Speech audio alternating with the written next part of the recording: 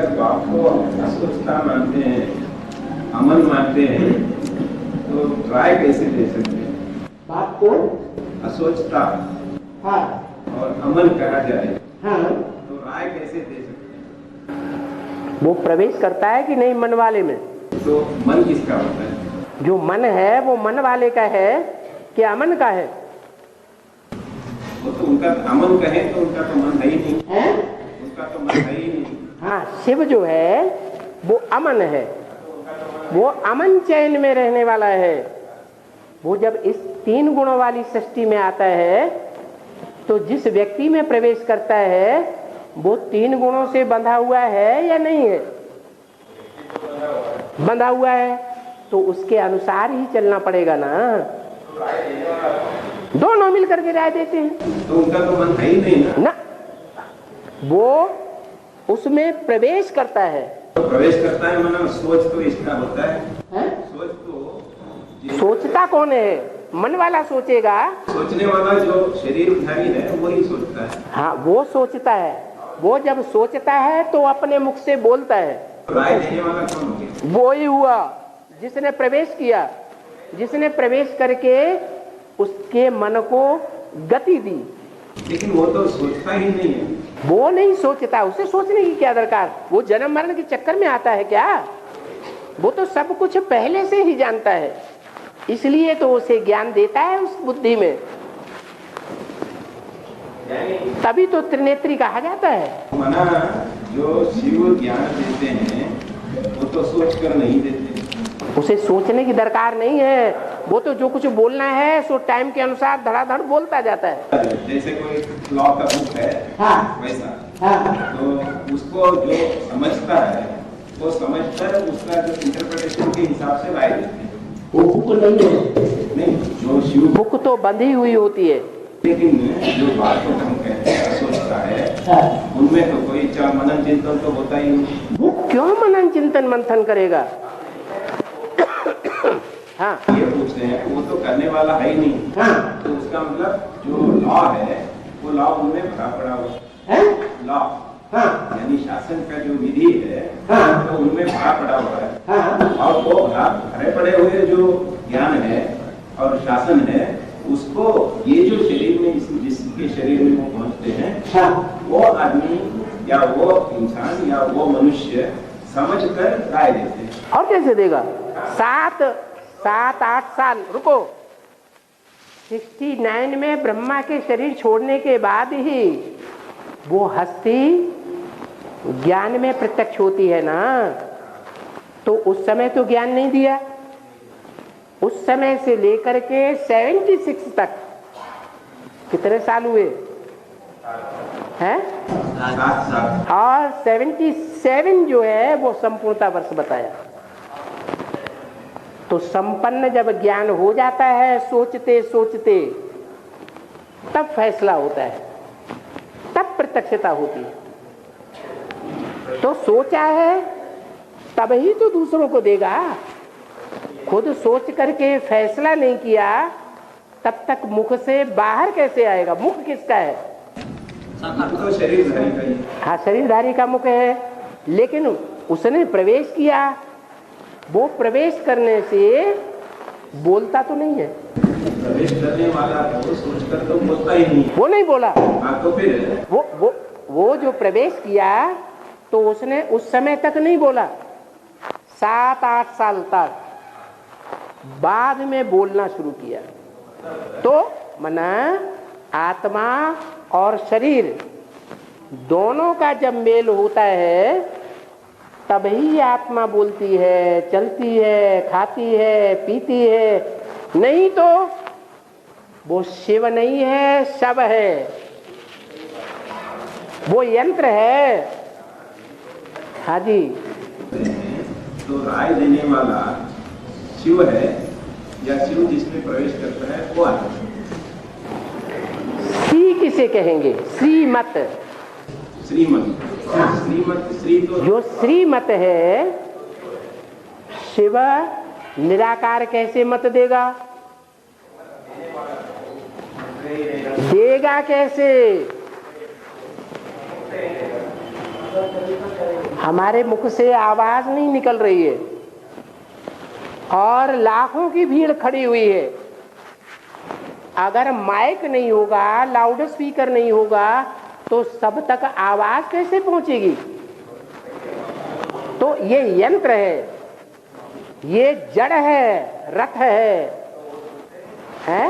तो जिसके शरीर में शिव प्रवेश किया हुआ है उस तरह का रथ नहीं है ये लकड़ी का। सोचने वाला है या नहीं सोचने वाला? सोचता जो है वो मनुष्य है, मननात् मनुष्य है, वो मनन चिंतन मंथन करने वाला है। जो मनन चिंतन करने वाला है वो मनुष्य है। और उस मनुष्य में असोचता ने प्रवेश किया तो प्रवेश करने मात्र से ही बोलना चाहिए। बोला क्या? नहीं बोला ना? नहीं। तो जब ब्रह्मा बाबा के शरीर में थे तभी तो बताते ना। तो बाप तो नहीं था, टीचर तो नहीं था, सदगुरु तो नहीं था। तो फिर तब कैसे राय पूछने के लिए बताते? कौन राय देता था? ब्रह्मा बाबा ही तो राय देते थे। नहीं, वो हाँ ब्रह्मा बाबा ही देते थे। तो उसमें जो शिव थे तो वो राय नहीं देते कोई। हाँ शिव थे तो राय शिव कहाँ देता था? वो यही तो पूछ रहे हैं ना, अभी जो दे रहे हैं राय, जो राय देने वाला है तो ये प्रजापिता है या शिव है? जैसे आत्मा और शरीर दोनों का मेल नहीं होगा तो कोई भी कार्य नहीं हो सकता। वो हद का इंडिविजुअल बात हो गई और ये इंडिविजुअल बात नहीं है, ये विश्व पिता है। ये सारे विश्व की मनुष्य आत्माएं हैं, उन सब का बाप है। मनुष्य आत्माओं में जो सबका बाप है उसका नाम प्रजापिता है। उस प्रजापिता में वो जो त्रिकालदर्शी है, जन्म मरण से न्यारा है, उसने प्रवेश किया। लेकिन प्रवेश करने मात्र से बोल नहीं सकता और बोले भी तो कोई उस समय सुनेगा नहीं। क्यों? क्योंकि छोटा बच्चा होता है, छोटे बच्चे ने माता के पेट से जन्म लिया तो 4-6 साल लगेंगे ना उसे इंद्रियां परिपक्व होने में। तो ऐसे ही है, उसको सोचने में, समझने में 6-7 साल लगते हैं। तो वो 6-7-8 साल तक जब वो समझते हैं तो उसके बाद में उसकी बुद्धि समान हो जाती है। बुद्धि समान नहीं होती है, नहीं, वो सिर्फ प्रत्यक्ष हुआ। नहीं, नारायण वाली आत्मा प्रत्यक्ष हो गई, प्रत्यक्षता वर्ष बन गया, मना लिया, लेकिन सबने नहीं मनाया। तो राय देने वाला कौन है, ये प्रश्न है। राय देने वाला शिव बाबा, शिव ज्योति बिंदु नहीं। दोनों का मेल हो गया। हाँ, दोनों का मेल। शिव बाबा, शिव बाप अकेला राय नहीं देता। हाँ, अगर वो सोचता नहीं है, अगर सोचता नहीं है, शिव सोचता नहीं है, तो हमारी जो अहवाल है उसको सुनते कैसे हैं और समझते कैसे? कानों के द्वारा। तो समझने वाला तो वो है नहीं। समझने वाला तो अलग है। समझने वाला अलग है। अलग कहाँ है? अलग तो आपकी बुद्धि में बैठा हुआ है, अलग है। इसलिए तो इतना प्रश्न उत्तर हो रहा है। आपकी बुद्धि में जब तक अलग बैठा हुआ है तब तक वो अलग है। जैसे सन्यासी लोग समझते हैं आत्मा जड़ है, शरीर भी जड़ है, लेकिन ऐसा है ही नहीं। आत्मा तो जड़ नहीं है। आत्मा भी चैतन्य है और शरीर जड़ है। शरीर 3 गुणों से बंधा हुआ है और आत्मा त्रिगुणातीत बन जाती है। तो ऐसे ही शिव जो है सदा काल के लिए त्रिगुणातीत है। 5000 वर्ष के ड्रामा में एक क्षण भी ऐसा नहीं है वो त्रिगुणों से बंधा हुआ हो। और प्रजापिता वो बंधा हुआ रहता है, हमेशा नहीं। पुरुषार्थ की संपन्नता होती है, वो 3 गुणों से परे चला जाता है। वो एक ही आत्मा है जो 3 गुणों से 100% परे चले जाने के कारण शिव समान हो जाती है, जब तक नई सृष्टि शुरुआत न हो। तब तक के लिए। तो राय देने का जो हक है या राय देने का जो हक है या क्रिया है वो तो उनके द्वारा उनका ही हो गया ना।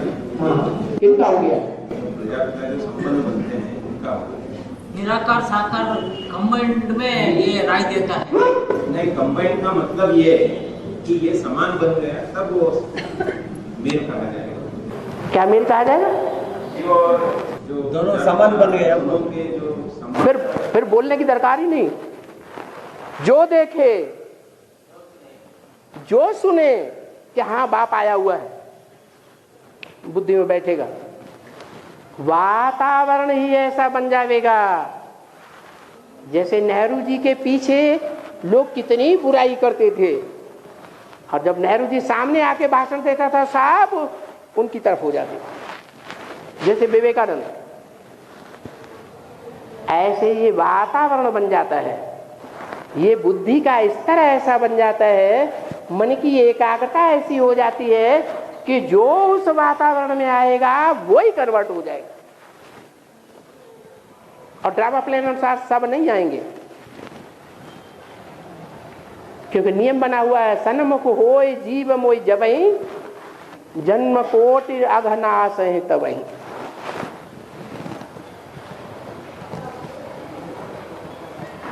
ये भगवान के लिए गाया हुआ है। जो भगवान सगुण है तो निर्गुण है, निर्गुण है तो सगुण है, सगुण ही अगुण ही नहीं कछु भेदा, उभय हरे भव संभव खेदा। और निराकार और साकार में जो भेद करते हैं वो ही विधर्मी बन जाते हैं। शिव को शव बनते हैं, शिव को शव बनते हैं। तो ऐसा सोचने वाला शिव को शव बनता है। हाँ जी, दोनों में अलगाव तो है ही नहीं। अगर अलगाव होता तो एक्स वाई जेड कोई में भी प्रवेश करता, लेकिन प्रवेश करने से पहले वो तो जानता है ना क्या इस सृष्टि का मुकर्रर रथ कौन सा है, उसी में प्रवेश करना है, औरों में प्रवेश नहीं करना है। लेकिन वो जान के किया हुआ क्रिया तो नहीं है। जो प्रवेश करने वाला जो काम है वो तो अपने संकल्पों से, मतलब जो रिकॉर्ड है उसी से हुआ है automatic.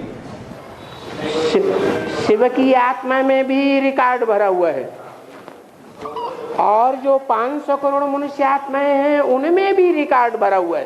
Time to time emerge होता है, समय के अनुसार एमर्ज हो जाता है।